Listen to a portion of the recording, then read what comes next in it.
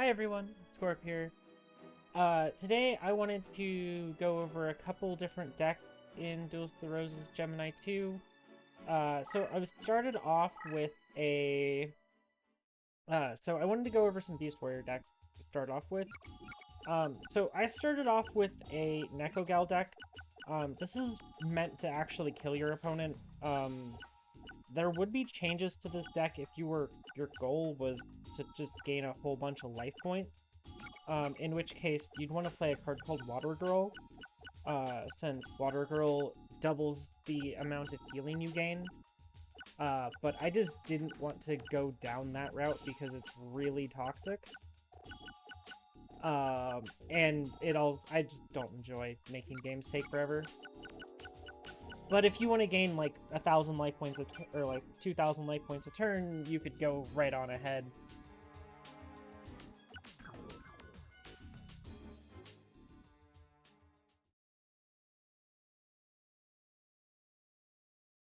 So, yeah. We'll go ahead and just show off this deck, and then I'll go through it card by card. I figure I'll go against Taya for this first one, since, you know, Beast Warrior versus Beast Warrior sounds fun. And then after that, we'll move on to some much more powerful deck.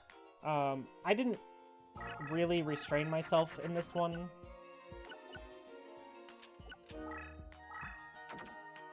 So the decks are quite strong. Or the next deck will be quite strong.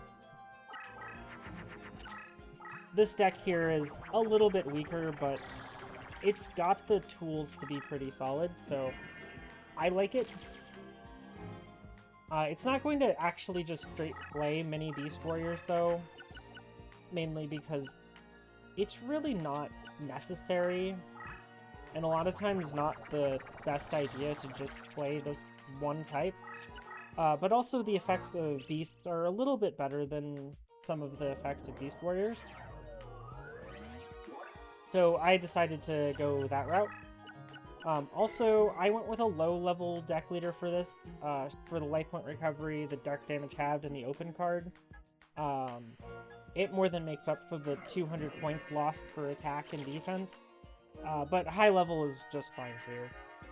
But I don't really have many summoning power problems on Beast Warriors, especially with this deck, because I'm fusing out using cheap Beast. So, like, all of my summoning power costs are usually like 2 and 3 stars every turn. So it's not like I really need them.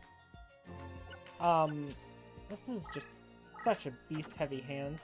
I'll get rid of one of them. So, Wolf has Man-Eater Bud's effect, which is super nice for us, and not good for our opponent.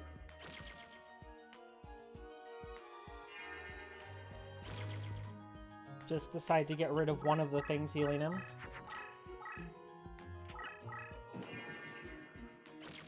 Unfortunately, I haven't actually drawn very well this game, which is just unfortunate. But, well, we drew and equipped what we needed.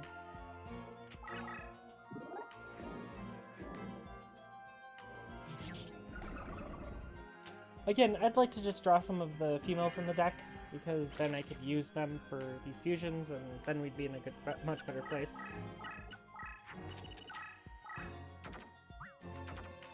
I don't believe Taya is going to put multiple equips on a creature, so... And besides, she's going to face up defense it anyways.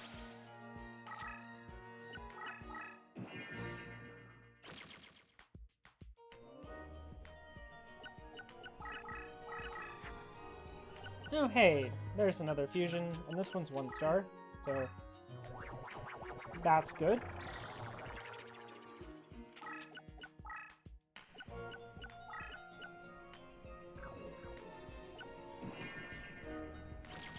I don't think she'd actually attack me if I did that, but why take a risk? We win this long game anyways, and I can kind of force her AI to move around inefficiently.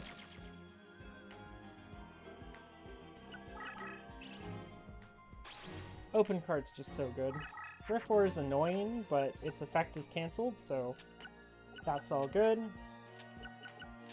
We don't need extra healing right now, so I'm going to get rid of the Soul of the Pure.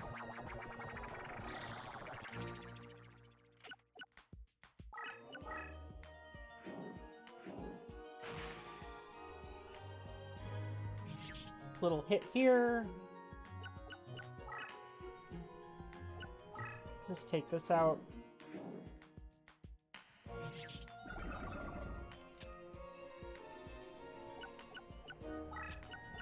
We're playing a little containment here.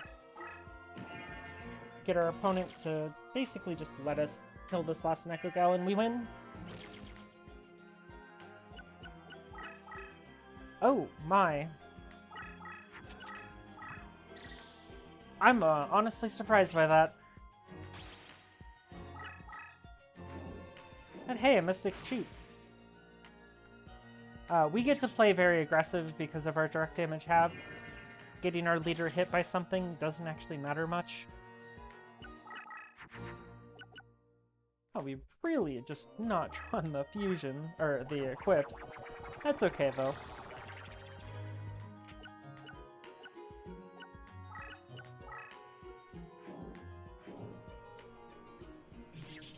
I think we're going to just checkmate this guy in the middle of the board.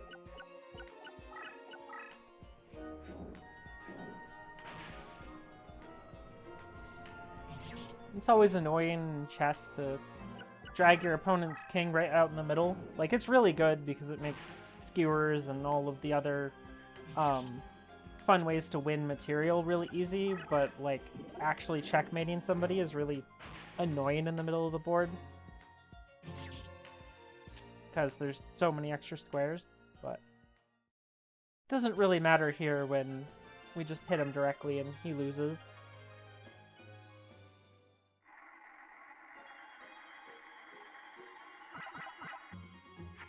Okay. So I figure I should go through the deck now, actually in depth. And as I said, you could definitely put in Amazon of the Seas or Water Girl, or whatever you want for increasing healing, but this is meant to be a more aggressive deck. As you probably noticed by all of the equips that are down here that we didn't draw. But yeah, starting off at the top. So leader, you could use the level 3s, you could also use the level 6. Doesn't really matter. So 3 wolves, these have Man-Eater Bugs effect, so that's really nice for just clearing out some random stuff. 3 Magician of Faith, 3 Unhappy Maiden. They're just some of the better females, and they're 1-star. Magician of Faith is a little expensive, so you could definitely replace it with like a Dancing Elf if you were really caring about cost. But if you're doing that, I mean, Wolf can be downgraded. Like, you can just put in like Big Deke and other creatures that are much cheaper. Ogre the Black Shadow, this has Changed Slime's effect. It's really a nice card for actually just taking out something if you need to, but it also fuses off into Nekogal. Same with Gate Deegs, good effect. And then 3 Nekogals, this is just 3 females, they're also beasts. So you can do the fusion either direction, which is really convenient.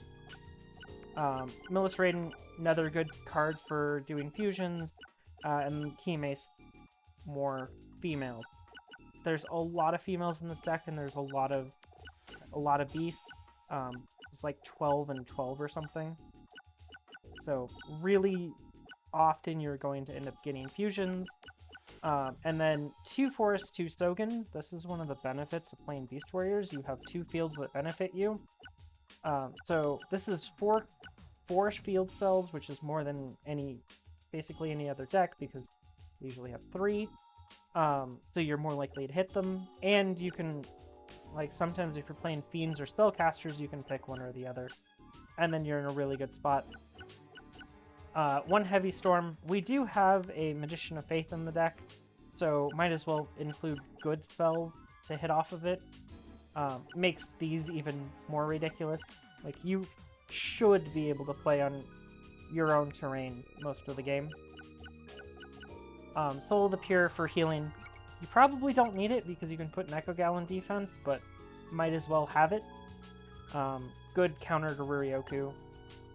Dark Piercing Light, really insane card, although we have our open cards, so also up to you, but it's one of those cards that it just wins games sometimes. This thing turns Weevil into, like, literally chopped insects. It's great. Yeah, this is a can of Raid against Weevil more than Eradicating Aerosol is. Next up, we have 9 equip. We drew one of these in the last duel in their top 25, or in their top 20 or something. So yeah. When I put 9 equips in a deck and I don't draw them, I'm kind of sad. But yeah, this is a very simple deck. Doesn't even use Goblin Fan or all of the other things. You can definitely put in more tech cards, places to cut some of these spells. You can even put in more expensive ones. And you can also make this deck extremely cheap. So if you're having a problem getting down to play Bones, this is a good option if you're playing Beast Warriors or Beast. Wouldn't be hard to put this deck together if you were playing Beasts either. Okay, let me switch decks. So yeah, unsurprisingly, you saw the 3 Ruryokus at the start. We are not playing around with this deck. This thing is 1,500 deck cost. Post-game, you can play any one you want at any deck cost, so it doesn't really matter, but this is the expensive version of the deck.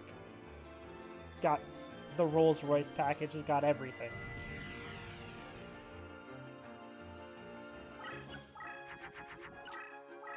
But then on the other side, you have, like... But you can always just cut out cards and replace them with, like, Curse Breakers and stuff, and the deck would still function just fine. The leader I chose for this is Rabbit Horseman. This deck I'm actually going to have summoning power issues. So level cost reduction by 2 is really, really solid. Most of the creatures in this deck are actually over 4 summoning power, so reducing them down to like 4 or something around there is really solid. I don't think we're going to get Ruryoku, so I'm just going to do this. This thing has Barrel Dragon's effect, so just get rid of one of his cards. It can't target my own stuff if there isn't anything else to target, so it's a good way for me to play because this thing always targets my stuff.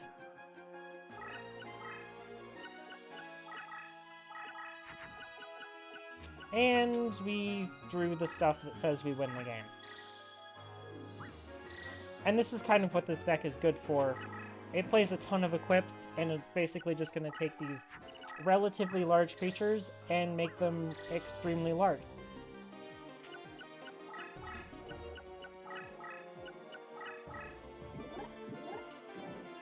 Nice MBD, bro.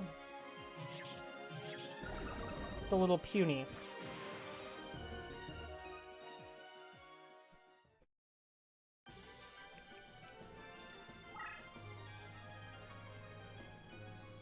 Y'all are probably going to notice a theme of the decks that I make in this mod. Megamorph's just so good. It kind of goes in everything now. But I changed it to be more like Forbidden Memories, where it also went in every deck there too, so I'm not really surprised by how good it is. So yeah, super easy deck to win with. You basically are just draw a big card, put a bunch of equips on it, and your opponent dies. It's great. Yeah, Ruryokus, these are optional. Just replace them with another set of equips or a set of traps that you like. 3 Shadow Spells wouldn't go wrong here. Or Tears of the Mermaid, or, you know, Curse Breakers would be even fine. If you really want to cut costs, I mean, you could drop this deck cost down to 1,200 if you did that. Goblin Fan, we all hate burn. Get rid of it. I had room for 2 Garuzis. I don't really like this. I don't really like this effect because it hates me. But it was actually pretty good in that last duel. If you go second and you play a Garuzzi, so you can just kill your opponent's first card and get tempo back, it's really nice. Next up is 3 Rabid Horsemen. This card can move 2 spaces regardless of terrain, which is actually not that good in this deck because our leader power already does that. So it's only nice when you're really far away from your leader, which is probably not very often. But hey, it always happens, so that's nice. Again, 3 Ogre of the Black Shadows. These things literally just kill one of your opponent's things. Pretty good. Rude Kaiser. This card actually destroys Labyrinth Terrain. So if you wanted to just, you know, bulldoze your way through a labyrinth, it's pretty nice, and it's also a decent beat stick, so that's why there's 3. Senjinjin's a big beat stick. Panther Warrior dies and makes your stuff bigger. It costs you 1,000 life points though, but that shouldn't be too big of a problem. And then Double Forest, Double Stogan, same reason as the last deck. Really nice to have field advantage. Heavy Storm, Soul of the Pure. Heavy Storm is really good for going for lethals. Soul of the Pure is nice because we don't have that much healing in this deck. And then we're going to have the Equip. And this deck, you might actually consider removing from Equip. Because you can absolutely draw hands where you only have Equips. But you just need 1 monster and a hand of 4 Equips and you're good. So, 3 Axe, 3 Mystical Moon, 3 Kunai with Chain, 3 Megamorph, and 3 Riryokus. And then I have a Royal Decree in here at the end. This could be another Heavy Storm, it could be a Dark Hole, whatever you want. But I just wanted a card to make it so I didn't have to deal with traps sometimes. So, yeah. Expensive deck, but it can definitely be made a lot cheaper by removing the Royal Decree and the 3 Riryokus. That makes the deck a whole lot cheaper, and then you can afford really cheap cards. And the deck is actually relatively cheap at that point. Okay, final deck.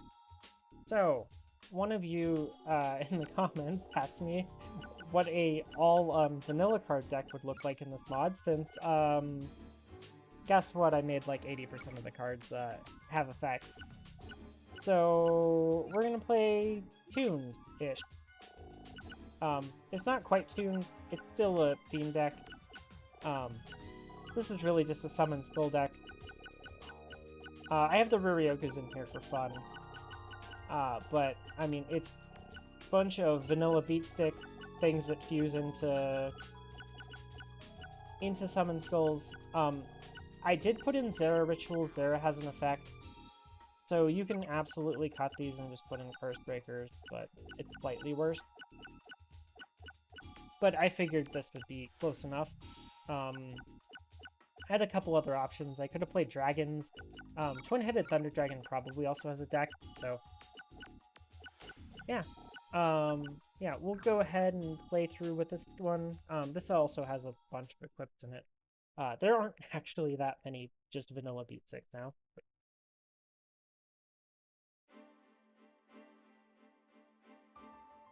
Who do we want to play? I don't know, we're at 1260? Sure, I haven't played Keith enough lately.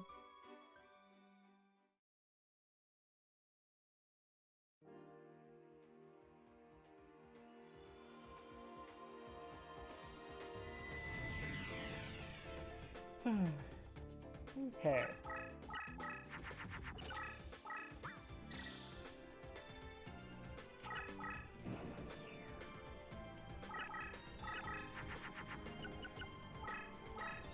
Well, we've done it. We've drawn too many equips.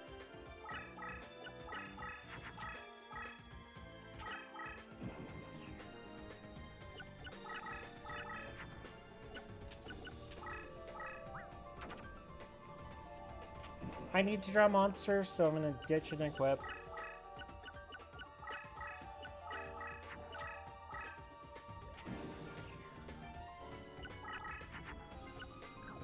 And we didn't draw one.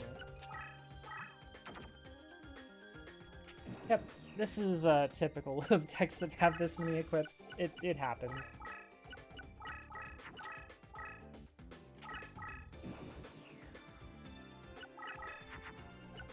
But we finally drew one, and now the game's over.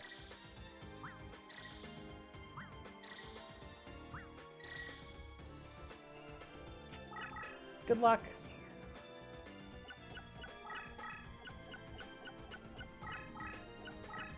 This guy does have, like, one of the boss AIs, so he will actually do his best to not just lose the game. Also, that magic drain's honestly quite annoying.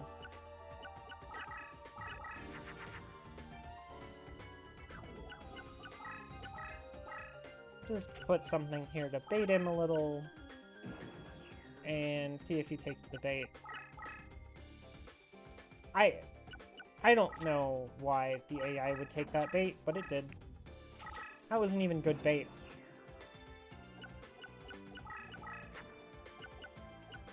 Well, I figure I'll show this off.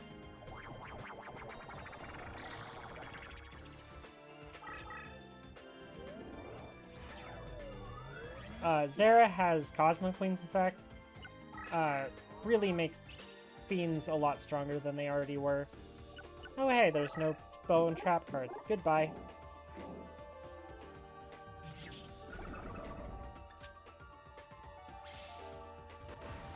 As usual in this game, playing a 7,000 attack beat stick's a good idea.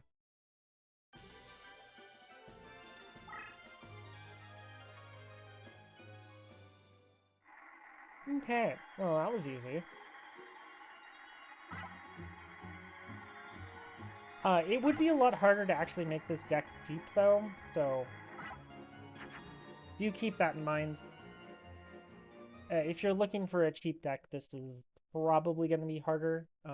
All vanillas are kind of hard to do for really cheap stuff, even though they're innately cheap. But yeah, real quick here, I mean, it's basically just big fiends and a bunch of equips at the end of the day. And it's not even that many equips, we just drew all of them. So, yeah. That's gonna do it for today. Thank you all for watching, and have a nice day.